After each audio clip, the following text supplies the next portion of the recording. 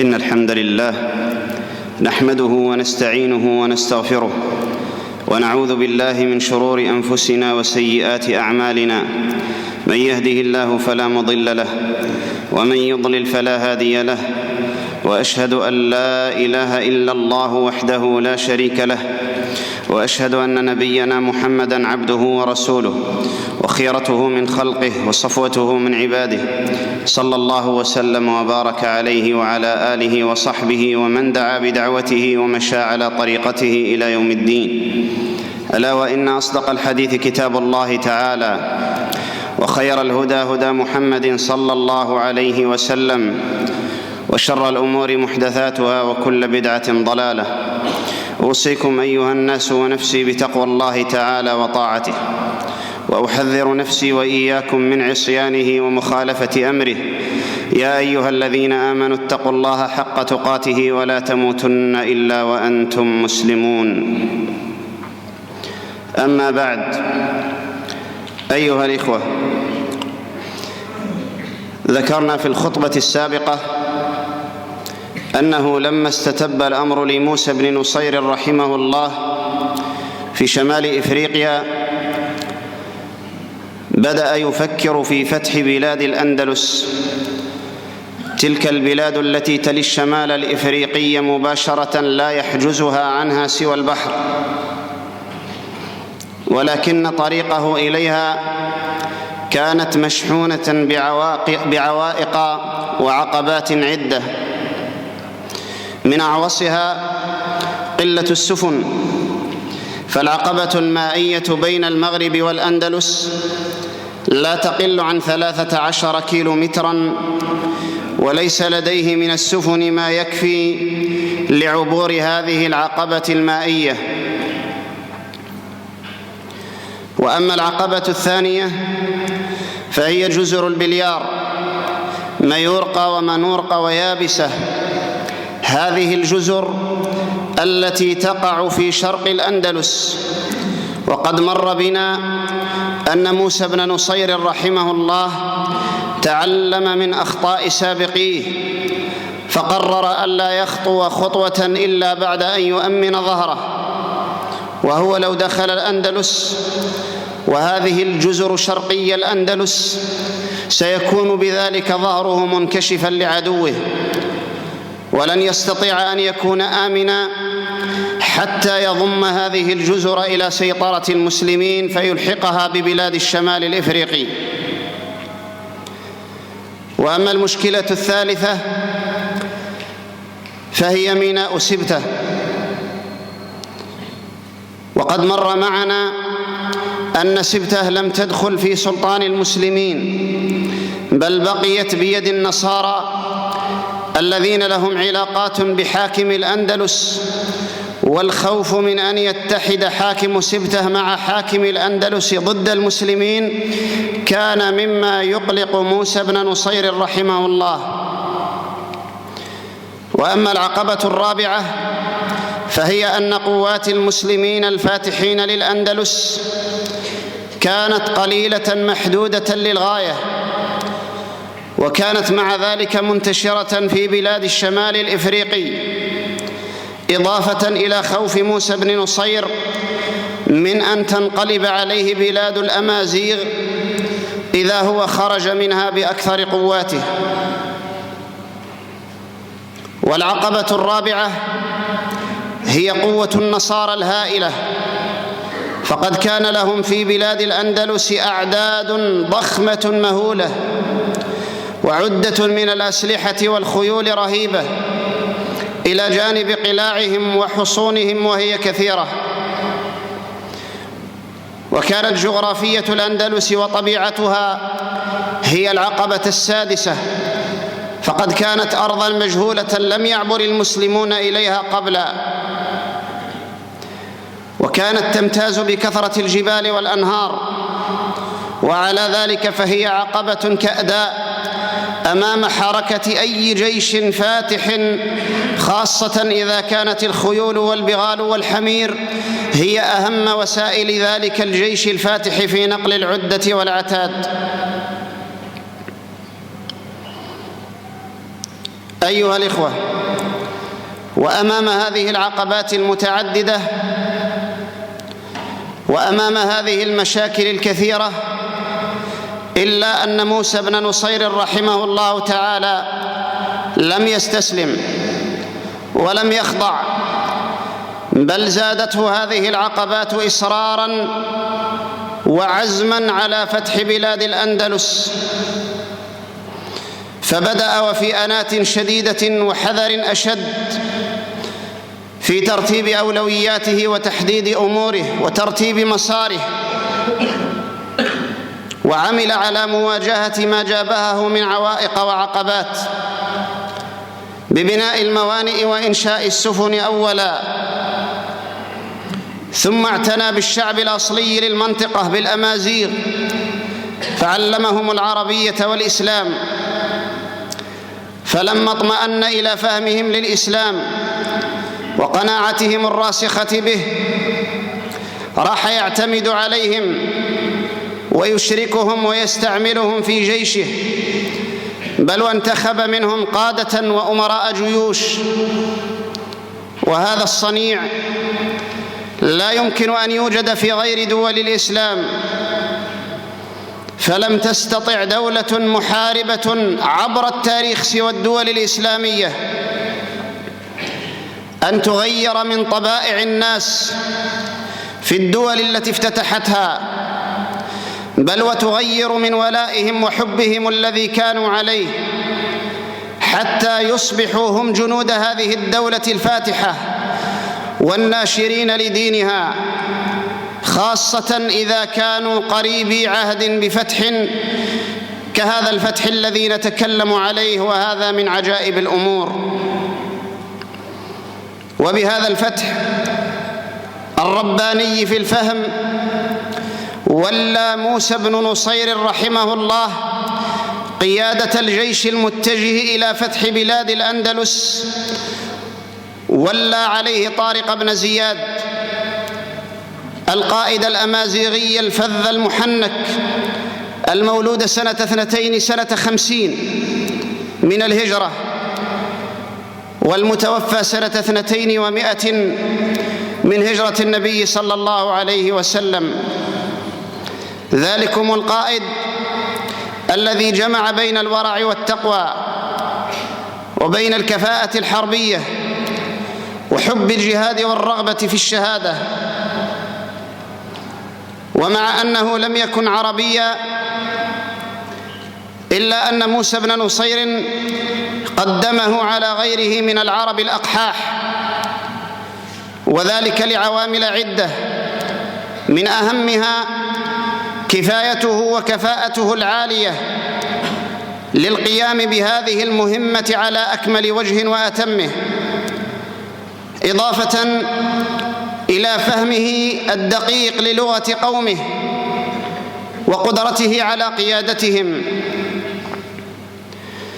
وخطوة أخرى قام بها موسى بن نصير رحمه الله تمهيداً لفتح الأندلس، وهي فتحه لجزر البليار التي كما ذكرنا تقع شرقي الأندلس، وبذلك يكون حمى ظهره، وهذا يدل على حنكته العسكرية وبراعته في التخطيط والقيادة.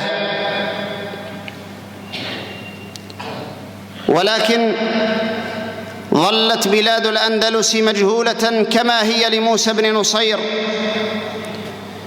كما ظلت مشكلة ميناء سبتة قائمة لم تحل بعد، وهو الميناء الشديد العصي. ولقد استنفد موسى بن نصير رحمه الله حيال هاتين المشكلتين جهده وتفكيره وقوته، فلم يجد لهما حلا، ولكن الله الكريم فرج ويسر ودبر لعبده موسى على النحو التالي: فكر يوليان حاكم سبتة اسمه يوليان، فكر في الأمر من حوله وكيف أن الأرض بدأت تضيق عليه وتتآكل بسبب قوة المسلمين وتقدمهم يوما بعد يوم، وتساءل إلى متى سيظل صامدا إذا دهم المسلمون أرضه.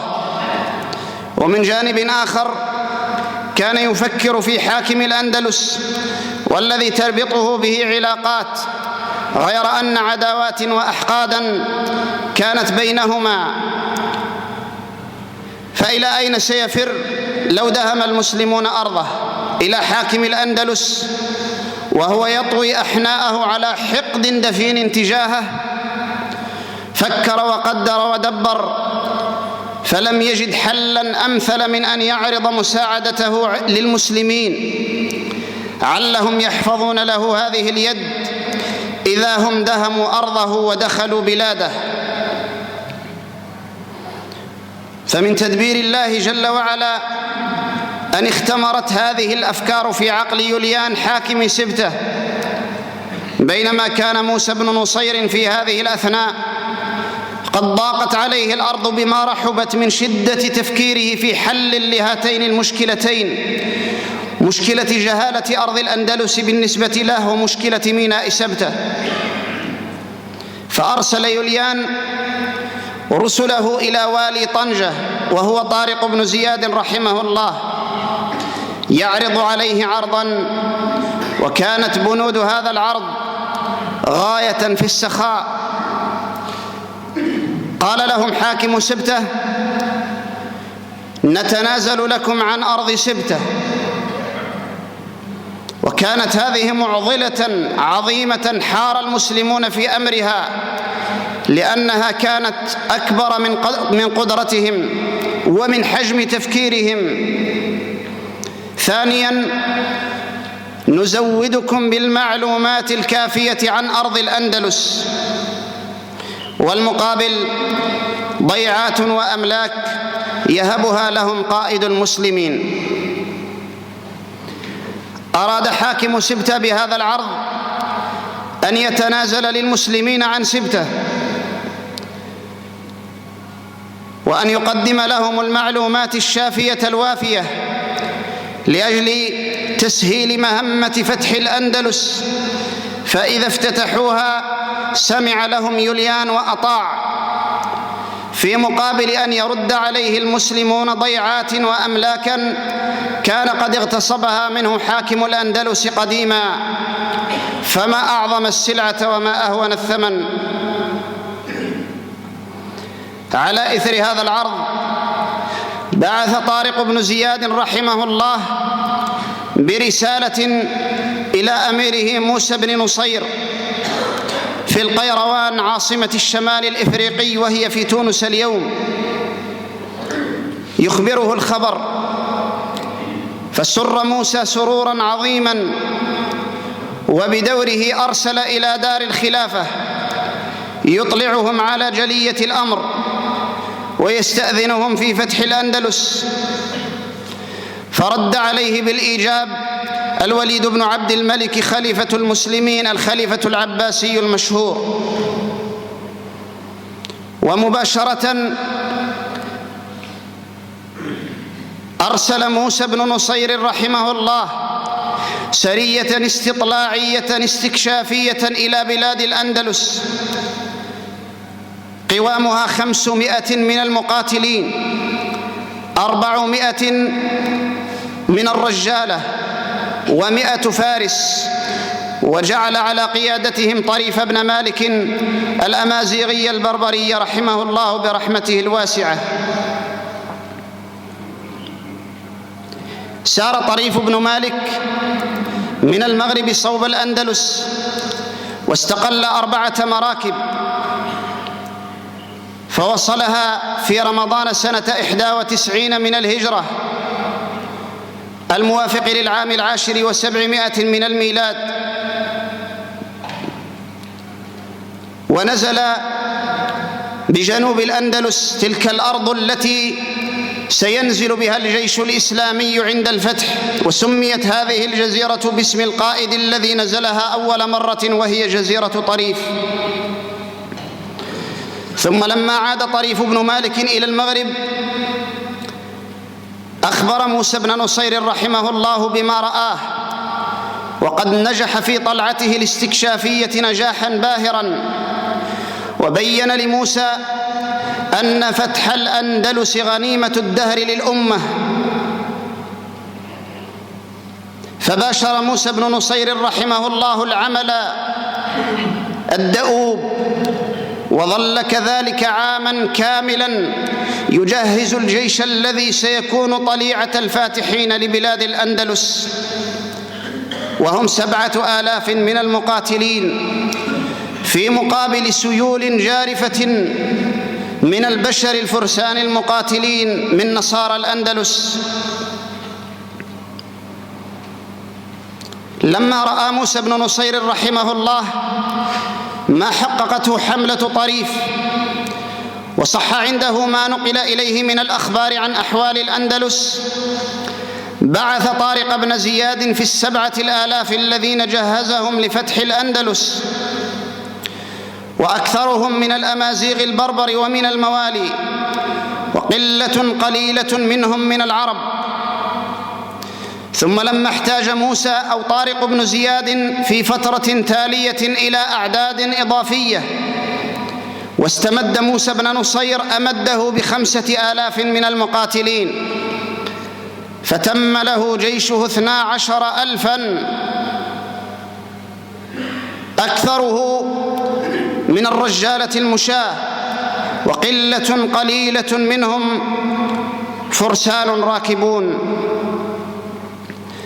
ولقد حرص القائمون على تلك الحملة العسكرية لأجل سلامة وأمن نقل الجنود وإنزالهم في الأندلس، حرصوا على أن يعموا أخبارها على الناس، فتم لهم ذلك.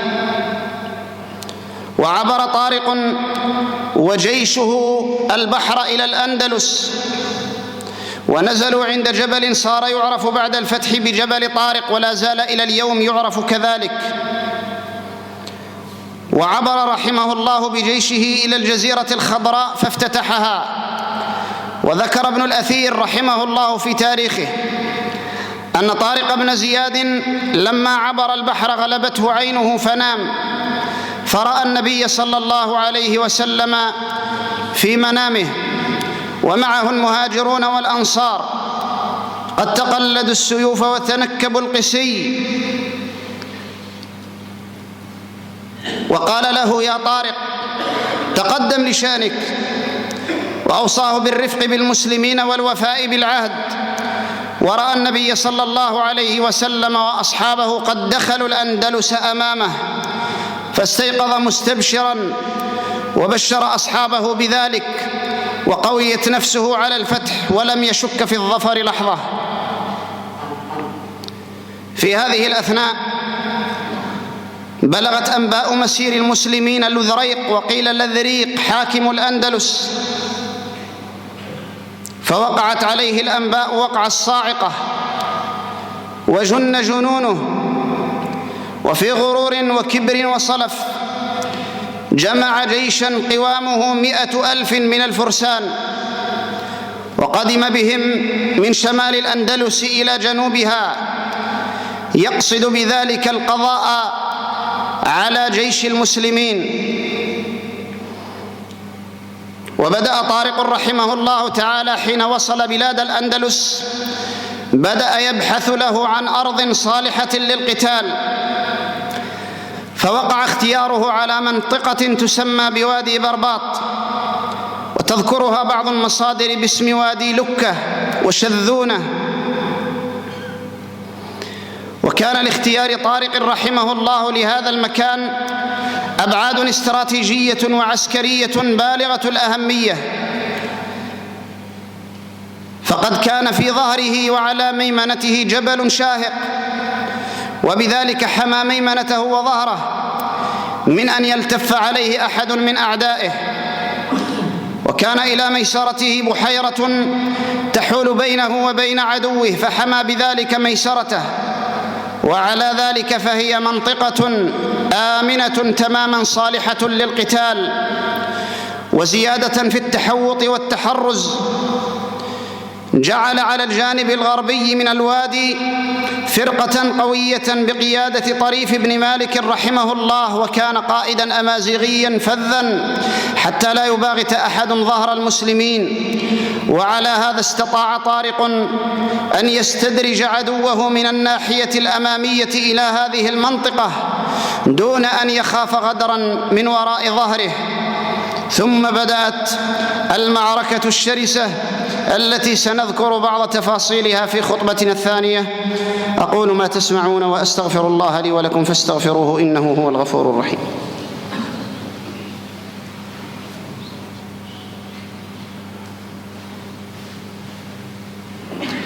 الحمد لله رب العالمين، وأشهد أن لا إله إلا الله وحده لا شريك له، وأشهد أن نبينا محمدًا عبده ورسوله أشرف الأنبياء والمرسلين، وعلى آله وأصحابه والتابعين لهم بإحسان إلى يوم الدين. أما بعد، أيها الإخوة،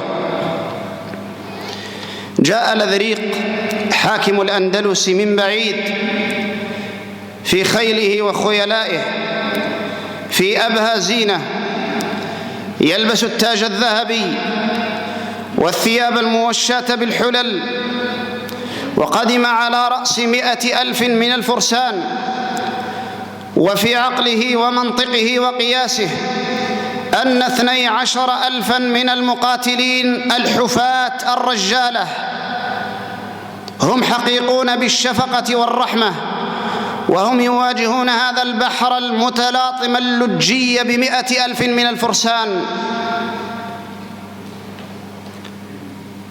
وإن الناظر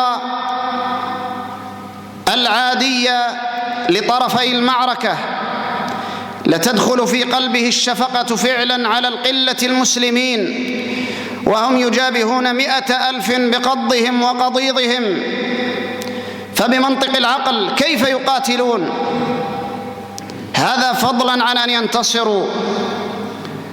وعلى رغم المفارقة الواضحة بين الجيشين في العدة والعدد والعتاد، إلا أن المؤمن الحق يرى أن الشفقة كل الشفقة إنما هي على 100,000. فالفريقان خصمان اختصموا في ربهم، فالذين كفروا قطعت لهم ثياب من نار يصب من فوق رؤوسهم الحميم يصهر به ما في بطونهم والجلود، ولهم مقامع من حديد. شتان ما بين الخصمين، شتان ما بين فريق خرج محبا للجهاد راغبا طائعا مختارا، وبين فريق خرج مكرها مضطرا مجبرا على القتال. شتان ما بين فريق خرج مستعدا للاستشهاد مسترخصا الحياة لأجل عقيدته ودينه، متعاليا على كل روابط الأرض ومنافع الدنيا ولذات الحياة، أسمى معانيه الموت في سبيل الله. وبين فريق لا يحمل من هذه المعاني قليلا ولا كثيرا، أسمى أمانيه العودة إلى الأهل والمال والولد. شتان بين فريق يقوم فيه الجميع صفا واحدا كأنهم بنيان مرصوص مثل صفوف الصلاة، الغني إلى جنب الفقير، والصغير إلى جوار الكبير، وكتف الحاكم إلى كتف المحكوم. وبين فريق يستعبد فيه الناس بعضهم بعضا ويعنت بعضهم بعضا. هذا فريق يقوده رجل رباني طارق بن زياد، جمع بين الكفاءة والتقوى، وبين الرحمة والقوة، وبين العزة والتواضع، العزة على أعداء الله والتواضع لأولياء الله. وبين فريق يقوده جلف متسلط مغرور يعيش منعما مرفها مترفا، بينما شعبه وجيشه يعيش شدة وفقرا وحاجة وخصاصة قد ألهبت ظهره سياط الظلم. شتان ما بين فريق ينصره الله تعالى ويؤيده، وبين فريق حارب الله ربه وعانده في دينه وشرعه، وبإيجاز هذا فريق الآخرة وذاك فريق الدنيا، فأي الفريقين أحق بالأمن؟ أي الفريقين أحق بالغلبة والنصر؟ أي الفريقين حقيق بالشفقة؟ من هو الحقيق بالشفقة؟ وقد قال الله تعالى: كتب الله لأغلبن أنا ورسلي، وقال: إنا لننصر رسلنا والذين آمنوا في الحياة الدنيا ويوم يقوم الأشهاد. وبهذا اليقين الإيماني ظهر كأن المعركة محسومة قبلا. وهكذا أيها الإخوة، وفي شهر رمضان بدأت معركة وادي برباط أو وادي لكة أو معركة شذونة غير المتكافئة ظاهريا، بدأت في شهر الصيام والقرآن، وعلى مدى 8 أيام متصلة دارت رحى حرب ضروس، وبدأ القتال الشرس الضاري بين المسلمين والنصارى، بين أولياء الرحمن وأولياء الشيطان. 8 أيام والأشلاء تتطاير والسيوف تتلاطم، ثم بعد هذه 8 الأيام يرزق الله المسلمين النصر المؤزر بعد أن علم صبرهم وصدق إيمانهم ويقينهم. ولقد سطر المسلمون بقيادة طارق بن زياد رحمه الله ملحمة من أعز ملاحم الشرف والشهادة والجهاد، ليس في تاريخ المغرب والأندلس فحسب، بل في تاريخ المسلمين كله. لقد قاتل الجيش القوطي قتالا شديدا يدل على قوة بأس وشدة شكيمة، ولكن هيهات أن تصمد قوته الدنيوية أمام القوة الإيمانية للجيش المسلم الذي آمن بربه وتوكل عليه ووثق في مدده ونصره.